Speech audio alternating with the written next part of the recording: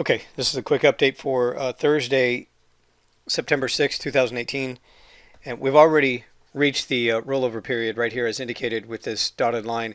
So I'm going to go through the majors on the 30-minute time frame. That's the blue chart, blue screen background, 30-minute time frame, looking for possible HL30s and my thoughts on if we could actually get an HL30. And then I'll move on to the 1 hour time frames, looking for possible opportunities to trade perhaps through the non-farm payrolls report tomorrow, Friday.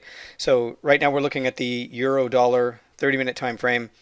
And if you're following along with any of my methods, the HL30 is one that requires some kind of a rally on the previous day. So right now we have the start of the new day. So we would look back to Thursday's trading range. And it was a bit choppy, but there really wasn't a rally here.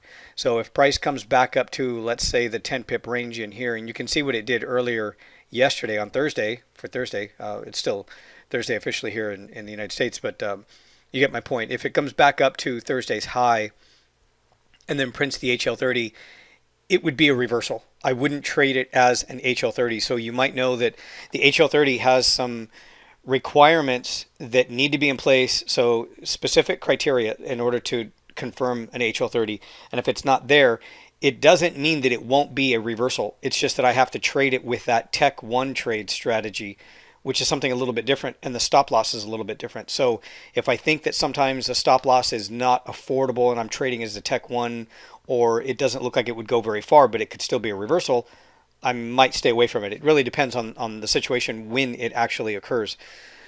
So at this point, even for the possibility of trading a continuation breakout trade, if we were to look at Thursday's trading range, we've got the 1.1654 and the 1.165.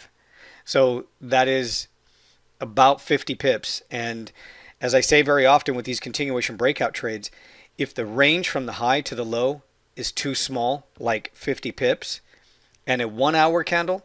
Now remember, the continuation breakout trade, I would be looking at a 1 hour candle. I'll show you that in just a moment, but I just want to review here because we're already looking at this range of consolidation. If a 1 hour candle closes outside of that range, it might be too small, and it could potentially turn around and go back inside, or even if it closes to the downside, it could go back up inside of the consolidation range. Very often, if the range is too small, like 50 pips or less, 60 pips sometimes or less, and then I get a 1 hour candle that looks like a continuation breakout trade, it could lead to a head fake. Very often they do. Now there are other ways and other methods that I teach in the membership area that will show you exactly how to avoid and how to go a little bit further in determining whether or not that could be a potential head fake. But for right now, I mean, this is the most obvious clue, is that the range is just too small to begin with. I wouldn't trade it anyway. Even if it moves down a little bit, I'll stay away from it because eventually it's going to turn around, and I don't know how far. And one of the other reasons why I stay away from it, even if it looks like a picture perfect continuation breakout trade with this range that's this small, even if it lines up correctly, I don't know how far it's going to go. It doesn't necessarily have to hit that 55 pip take profit level. So I don't want to change the take profit when I know that I can duplicate that trade every single time when it lines up correctly, if everything lines up right, including the consolidation range. I'll talk about that a little bit more, and I'll show you that on the 1 hour time frame when we go there. But I wouldn't trade an HL30 here, and I would not trade a continuation breakout trade based on the data that I have right now at this moment. Now everything can change in the next few hours, or during maybe the Asian or London session before non-farm payrolls, and price could push these boundaries. So price could come down and retest maybe the support level or resistance. And what will happen is if I get a new spike out of that range, or even if it closes out of that range, but it isn't a continuation breakout trade, and then it confirms as a new low or a new high, I'll make adjustments to the support or resistance wherever that is. And then what you'll notice in a situation like that is that you end up finding, as a means to adjust the consolidation range, you'll notice that what you're doing is making that range wider, more, for that specific range. It has to be appropriate, like 70 pips, and then it's a lot easier to trade when you get the breakout. And the breakout could occur with non-farm payrolls. Now, sometimes with non-farm payrolls, I get HL30s, but again, that's based on the previous day's trading range. So looking at the previous day's trading range where there really wasn't any kind of trend in place, then it doesn't. That's the first clue. That's the first. That's step one in identifying an HL30. There has to be some kind of a trend in the prior day. Just like there was here, there was a move to the downside and then it bounced and went right back up. That would be a trending move. And then we would look for an opportunity if it didn't exceed that 10 pip range. So you get my point. There would not be an opportunity to trade an HL30 on Friday with non-farm payrolls if price stays relatively close to this range. It might be a reversal, but it would be a different kind of reversal technique or the breakout. Pound dollar. Pound dollar, big move yesterday. Now, as much as I wanted to jump into the pound dollar with the trade copier service yesterday, price was moving really fast. You look at the 1 minute candle on this chart and it went, I think, like 80, 90 pips or something like that in a minute. So it was difficult to get a fill, and it was a lot easier to trade the euro dollar. Now, I'm not saying that the euro dollar, I traded it just because the pound dollar was moving. That's not what it was. There was actually a signal on the euro dollar anyway prior to this move here to go long. I just needed to wait for a better fill, and I could see this tension and this pressure building as price was moving to the downside with all this divergence, volume levels. Looking at the dollar, I could see the possibility of something going on. Now, I didn't expect that it was going to move like this, but I was expecting to trade the euro dollar higher on Thursday, which I did, but it happened to give me the fill as a reaction, the way the market was reacting to the UK news here that severely impacted the pound dollar to the upside. So at this point, I mean, that doesn't surprise me how it makes that strong move. We see this all the time, right? The first 30-minute or 1 hour candle after some kind of big event that catches the market off guard, after that, it stalls and goes sideways. It's easy to think, well, hey, maybe this is going to continue higher. I was looking at the pound dollar, trying to analyze whether or not it was going to be a continuation breakout trade and we were going to see more movement to the upside, but it never happened. And that is very common with events like this, is that we get the reaction if it catches the market a little off guard, and then things start to go sideways and settle. And then, of course, we're also going to be looking at what's the next biggest event that could trigger some kind of, another move, which could potentially be non-farm payrolls. We'll have to wait and see.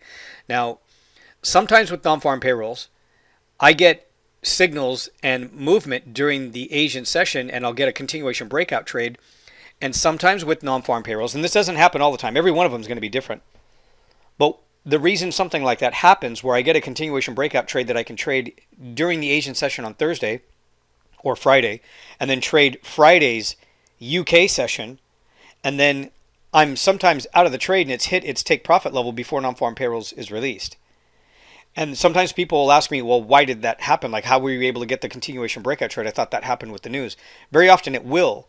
But even though there's a continuation breakout trade and the news hasn't been released yet, it could be that the market has collectively decided, right? That's when you see that breakout. Maybe there's an announcement, maybe there's a press release, maybe there's an analyst that's made some commentary on several blogs during the Asian session or something like that before non-farm payrolls. Sometimes that happens. So what we're doing is we're trading the expected news if the market has collectively decided that it's going to be a specific number.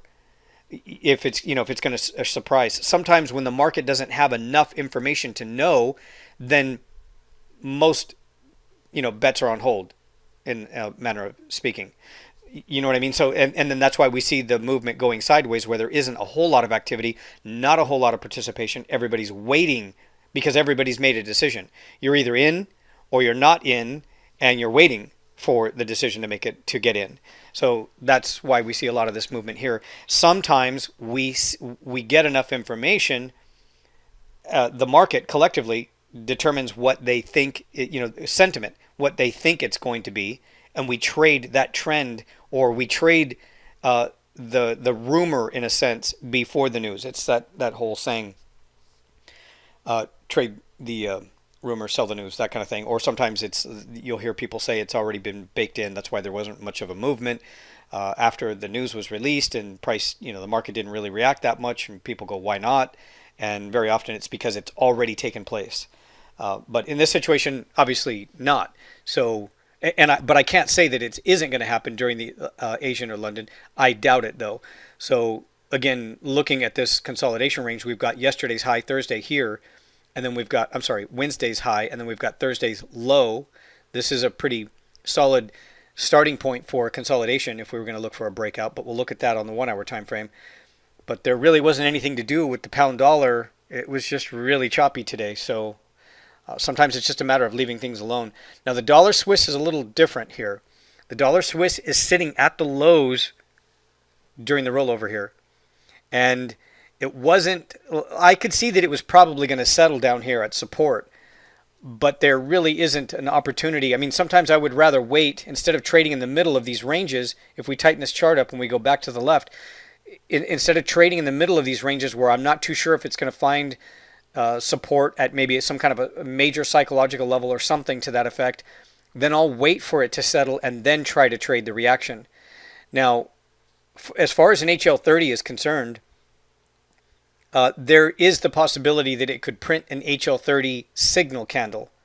But if we don't look at the 4 hour or the daily charts and take that information into consideration, one of the last things I want to do is trade an HL30 in the opposite direction of a strong daily, in this case, possible bearish candle. Especially if that chart, the daily chart, is showing a serious reversal and it has much more room to go to the downside. Sometimes these HL30s will look just right. You see the trending move that's a prerequisite for identifying the and even considering an HL30, which we have here. We do have that trending move. But again, if we're trading in the opposite direction, sometimes they look right, they set up the candle pattern, the CCI confirms, and then they stall. They don't go very far. Sometimes they don't reach the 20 pip target, and then they roll right back over, and then they make a deeper low or another move to the downside. So I need to be careful with that. That's one of the reasons why I would probably just pass on the HL30 on this one altogether. Now, we'll talk about that on the 1 hour chart. The dollar yen, again, another trending move. This one could print a possibility here. This one's a little bit different. Now, as I was saying, sometimes I won't trade in the middle of these ranges. So if you look at Thursday's price action as it was dropping, it's clearing through the major psychological level here, the 00 here. I'm not too sure if it's going to bounce. We've got some support levels over here to the left earlier in the week. And it's sometimes better for me, and the way I trade it personally, is to wait for price to come down to support, a significant support that I can see on the larger time frames, and then trade that reaction. That's usually a better opportunity for me, and it gives me a better opportunity to minimize the stop. I can find a better stop loss placement rather than just jumping in the middle as I see it collapsing. Sometimes I can see the direction, and it's not that I can't pick the directions in many cases. Sometimes, of course, I can't, right? I mean, people can't pick a direction every single time, but in a situation like this, I could see that it was going to go lower. My fear is, or my concern, I should say, not necessarily a fear, but my concern, or it would have been my fear at the beginning of my trading career, all right? You're always worried about the next failed trade, but my concern is that if I get into a trade as it's taking out some key support levels, it could bounce pretty sharp and still not take out a previous price swing high, which is the normal place to consider putting a stop loss, and then it makes the stop loss even bigger. And if I put a small tight stop loss trying to trade in here and it reverses and goes back up, let's say I put on a 15 pip stop loss, but a 15 pip stop loss may not be enough. It may have to be above this high to hold me in the trade because it could come back up, retest this level a little bit higher, and then still drop. There's those different scenarios where you see that happening.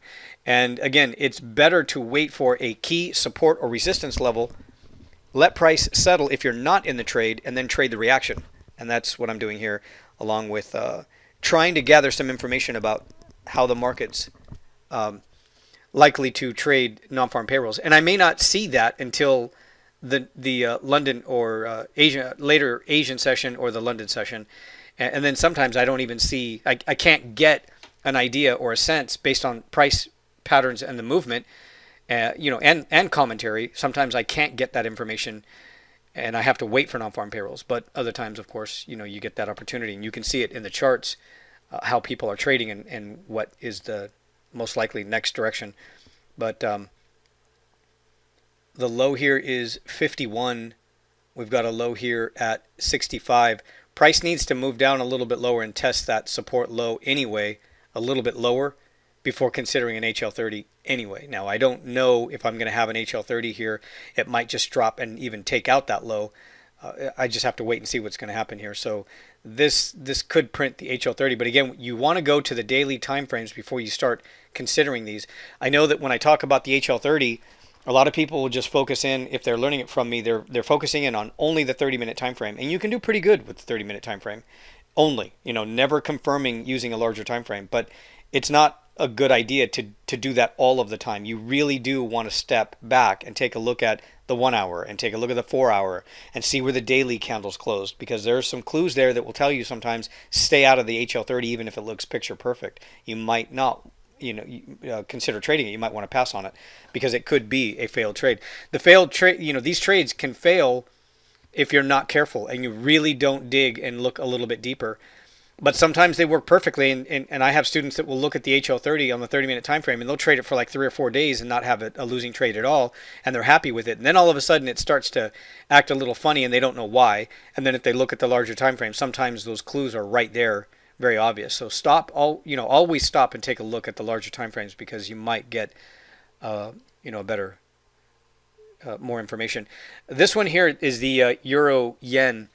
Now, again, with the Euro Yen, now the last thing I'm going to do is jump into a trade and try to short it here in the middle of this range. You look at Wednesday's trading action. This one can reverse. There's no way I'm going to get into a trade on this pair because it can move so far and so fast using a 20 or 15 pip stop. We all know what would happen there. I mean, what could happen. And if there's the possibility that that could happen, then I'm staying out of the way. As much as I want to trade this and I can see that it's moving lower, I have to wait until it settles at a support level or a resistance level before I consider trading this. Because the retracements, if I get into a trade, it doesn't always happen, but it could. You look at this candle right here that closes at 129.32. The next few candles only went up as high as 42. So that was okay, 20 pips, but you don't know that it's going to stop there at 20 pips. This could have easily moved up 50 or 60 pips and tested this area before dropping back down again. We all know how sharp the reactions can be on the yen crosses, the Euro Yen and the Pound Yen, and this is definitely one I won't take lightly. I will definitely wait until it hits a support low or a resistance so that I can minimize that stop loss. I'm looking for opportunities to protect capital. And as I said, very often I can see the direction and where it's headed, but it's the retracement after I get into the trade that I'm concerned about, because I want to use a small affordable stop loss. And if I feel that I can't use it in these ranges, then I have to wait. So this one has a lot more to go. This is not going to print. I mean, it could, if we took into consideration Thursday's trading range, which is what we're supposed to for an HL30, that would be the low, right? And there was a trending move. So there's 2 steps there. And it could come back down here and test that low right there and then print the HL30 and move up and work perfectly. But very often in situations like this where you have, let's say, Thursday's low right here, but then you go back another day or two and you see another low, especially a weekly low or something to that effect, that's just a few pips lower than that, maybe 15, 20 pips lower.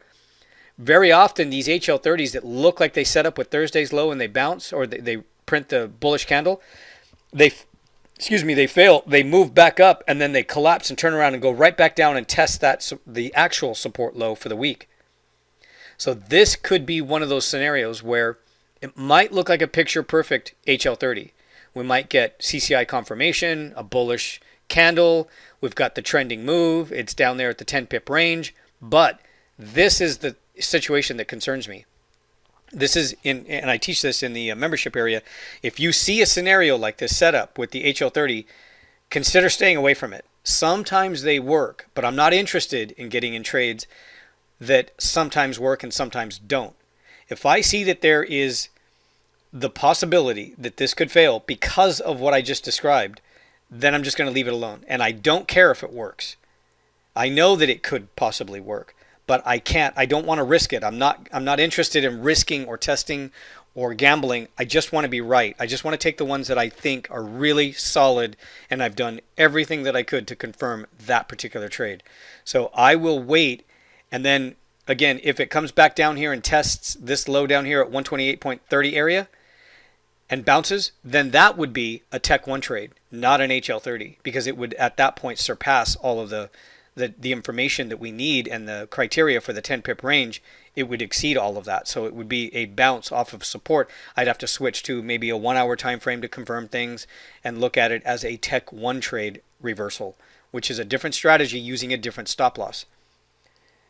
The same thing here with the pound yen. The pound yen, again, this one can move really sharp, so I'm not interested in getting into a trade like this where it could whip around after I get in the trade and you try to use a small stop that just isn't going to hold in a move like this or in a range like this. And originally, for most of the day, it was like right in the middle of yesterday's trading range. You got to be careful with that. So I will wait for it to settle and then come back down and test. You can see this pocket. This one's more like a pocket or a range of support. I talk about that very often, that sometimes it's not a precise number. You've got Wednesday, you've got Tuesday, a few times, 3 times here. This is a 30-minute chart. You've got multiple times that it's just sitting here bouncing off of the support low. I'm probably going to have to wait to see what's going to happen down there. So I will not be trading an HL30 on this one either. Let's go to the 1 hour time frame. We'll start with the euro dollar again. Euro dollar, again, going back to that range that I was talking about, the consolidation range, it might be just too tight here. I've got 1658 on the 1 hour time frame and 1605. Again, that's still just too tight for me. So I'm going to, or I'm expecting that if price comes down and pushes support or resistance, I'm going to make adjustments to it. And then I'm going to continue to do that as we lead into non-farm payrolls, because if non-farm payrolls and I get that opportunity to make the adjustment and then this consolidation range is wider, let's say perhaps from the high to the low 70 to 80 pips or maybe even more, that's good for me. That's okay. That's exactly what I want. And then let's say that with non-farm payrolls, the 1 hour candle closes outside of that range and everything confirms, then I would trade it. I'll trade the reaction. It is possible that we won't get an HL30. It's possible that we won't get a continuation breakout trade. It's possible that non-farm payrolls will be a non-event and price can more or less move sideways right into the close. That's also a possibility. So I need to be prepared for all of that. But right now, I'm standing down and I'm not doing anything at this point. I'm waiting for the reaction. Now, if price comes back up and hits maybe a resistance, again, I keep coming back to that Tech 1 trade. I might get a reversal and it might be something like a Tech 1 trade, but I won't know until we get there. I'll go to the pound dollar and try to keep things in order.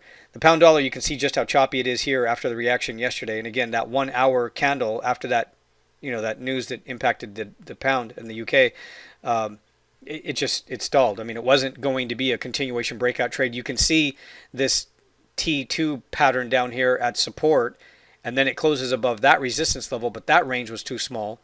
And then I still have to contend with that high from last week. And if there's not enough room for me to get into this trade thinking it's going to hit the 55 pip target before it runs into that resistance, then I have to stay away from it. I've got to leave it alone. But again, I could tell with that kind of a reaction, when it catches the market off guard, things usually react just like this and then they go sideways.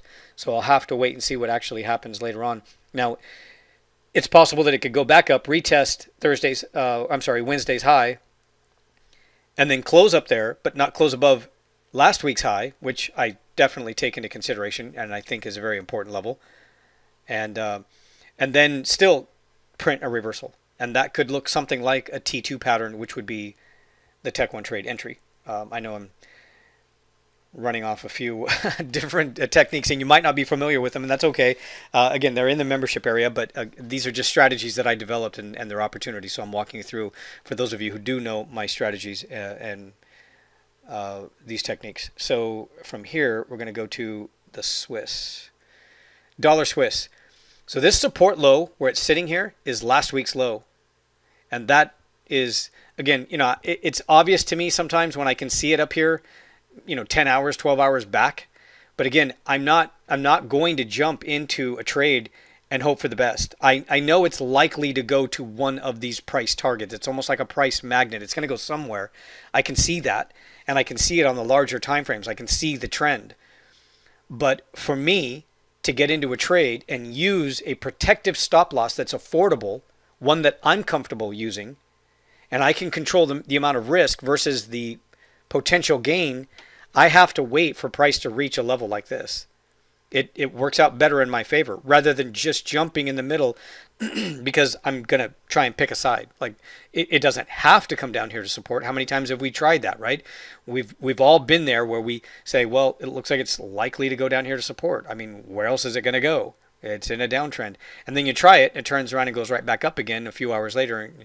It's just, I hate being in situations like that. I'm not going to guess. I'm going to trade based on what I see and I can confirm. So at this point here, I'm just going to continue to watch it.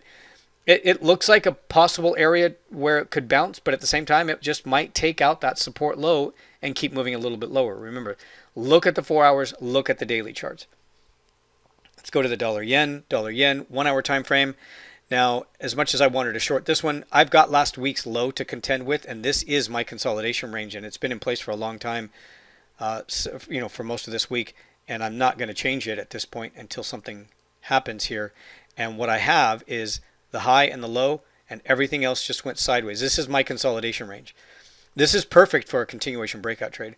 I actually had another resistance level up here earlier. I just kind of deleted it just to get rid of some of these lines. And very often what you'll see in a situation like this, and this is something that I do when I trade that T3 pattern, if I have a consolidation range that's in place for quite some time, and this is pretty considerable, right? This is all of last week, most of this week. I will draw a line right through the middle of it, and then I'll start paying attention to see where price is spending most of the time. Is it spending most of the time up towards resistance? Is it spending most of the time down towards support? And it's not that that's a strategy in itself. It's just that visually, when I'm scanning through my charts during the week and I'm looking for opportunities, and I say to myself, okay, am I going to have a trade? What do? What am I going to do right now? Like I'm sitting down right now, analyzing the charts. Do I have a trade? Will there be a trade? And if not, I've got to take my hands off and say, okay, I've just got to give it more time. And very often in the beginning of my trading career, what I would do is I would sit down, I'd start looking at the charts, and I'd think, well, I need a trade. Maybe this will be one. And then I'd get into a trade, and I'd either go long or go short or something. And then you're not giving it any time. Like you're not trading off of actual confirmed support or resistance levels or anything like that. So with this line right here in the middle, and the fact that it never really took out last week's high, I didn't have a T3 pattern up there. And then maybe we would have a T3 pattern, and here it starts to push down this support low. Now it hasn't really spent a whole lot of time down here in the bottom half of this consolidation range, but my next move would be to wait for a 1 hour candle to close below last week's low, and then at that point, if a 1 hour candle closes below last week's low, at that point then look at the indicators and confirm that it's a continuation breakout trade. Now, if the candles were to close right now, I'm going to, let's see, sorry about that. Okay, just a moment. So what I'm going to do is open up the charts here so you can see what I'm talking about. There's that support low from last week. If this candle was to close below that support low, the first indicator I'm going to look at is the Bollinger Bands, and they absolutely have to be separating away from each other on the close completed candle outside of that consolidation range. And you can see that this Bollinger Band, the top one, is not moving away, showing that sign of strength on that breakout. And this leads me to be extremely suspicious of this candle closing below that support level. It's not a continuation breakout trade, or it would not be, and it could lead to a possible reversal and a bounce.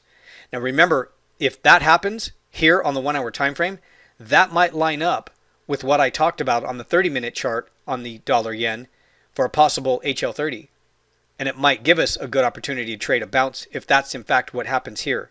Then it would be confirmed. Then I would take this information that the continuation breakout trade's not working. It looks like it's a head fake, and it's starting to look like that. You can see that move, that T2 sort of pattern, divergence. The last move here, the candles did not close outside of that Bollinger Band. There's all of these different strategies that I learned from John Bollinger to incorporate, is this a possible bounce here? In addition to last week's low here. So I'm going to keep an eye on it. I don't have a opportunity and a signal to go long either, but I would be looking for that possibility if things don't line up correctly here. It is still possible that maybe a few hours later it could bounce back up and then come back down and print a continuation breakout trade to the downside with all of the indicators confirming, and then I would gladly trade that if that's what it's giving me. But right now there's a few different things, and it's sort of in the middle of that transitional period or that phase where I'm not too sure if it's really going to hold here It looks like it might be, a head fake, or it looks like it might close lower, but possibly turn around. But if it's going to turn around, I want to make sure that it's a serious reversal and that I could trade it to a target. I don't want to trade just the pattern, the reversal bullish pattern, and then have it fizzle out and stall and not go anywhere and then have it go right back down again. I want to make sure that that's going to be a legitimate bounce, that I can trade it to a target. If I don't have a target, I'm not going to take the trade, even if it looks like a bullish reversal. Very often we see that.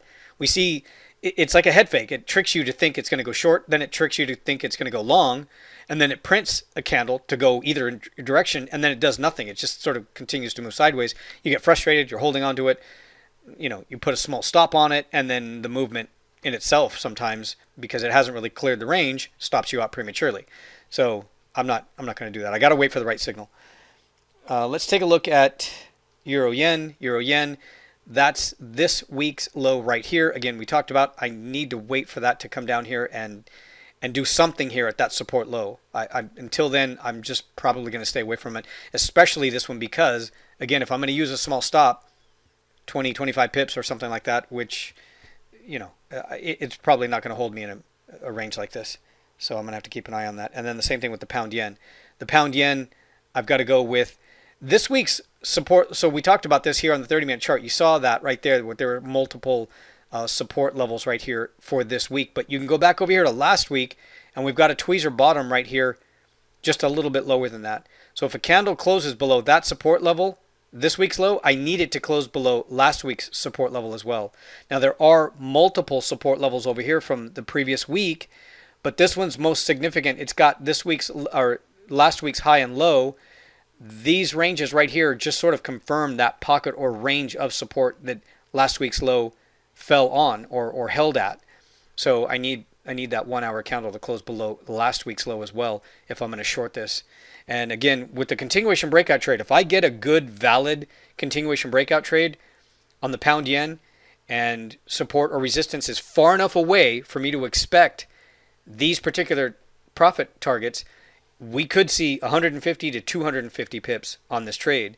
They don't happen all of the time, but I want to keep an eye on it because we could get an opportunity. Now, if it happens later in the day, later in the trading session, as the market's getting ready to close, maybe a couple hours left on Friday, even if it's a valid trade, very often I will cut those trades off at scaling out take profit level and not necessarily let it go to the final target, because I don't want to hold on to any of these trades through the weekend. I like to get out of the trade. So sometimes they'll go and they'll hit, but they don't hit the final target, and then you have to hold through the weekend. And then very often, if everything's okay, it'll continue the following week and it'll go into that take profit level. But I would rather not hold a trade open through the weekend. I just don't like doing it. And a lot of other people don't either. So that's why I close the trades off short and not necessarily let it go to its final destination, that final target on a Friday, if it seems like it's going to stall. I've got some questions about gold. Now, obviously, I can't trade gold with the trade copier, or I don't. But I get questions about it a lot. Do I trade it? I trade gold personally, and I do updates with my coaching students and things, and we talk about it, and I trade it gold futures. This is gold MetaTrader platform. And we shorted it a few weeks ago, obviously with some continuation breakout trades, and then we traded the continuation breakout trade to the upside, and I had a few price targets here. It has not hit that final price target. I'm not saying that it won't. It could certainly. Sometimes non-farm payrolls will cause a reaction here. There's times in the past when we've traded oil with non-farm payrolls reaction. It depends on the cycle, right? There's different cycles. Markets move in cycles. Sometimes it's more important than other times. And I can't say that this one's actually going to produce an opportunity. And but right now, I've got last week's high, this week's low as my support and resistance. But we've got to pay attention to that. This trend line right here, even though it's on a 1 hour time frame and it's relatively new, I would still be paying attention to that one as well. It just looks kind of choppy to me.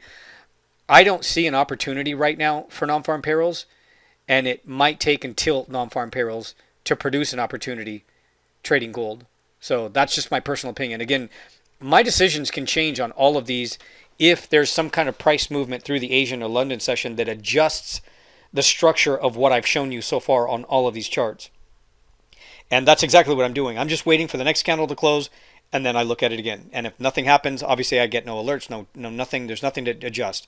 But when price reaches significant support or resistance levels, even on the euro dollar, we're looking at this range here.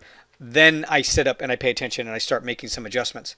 I'm obviously going to have to make some adjustments, or I'm hoping to these ranges and the price structure, how I'm boxing in consolidation, looking for support and resistance, all of that as we lead into the event, the actual event, non-farm payrolls.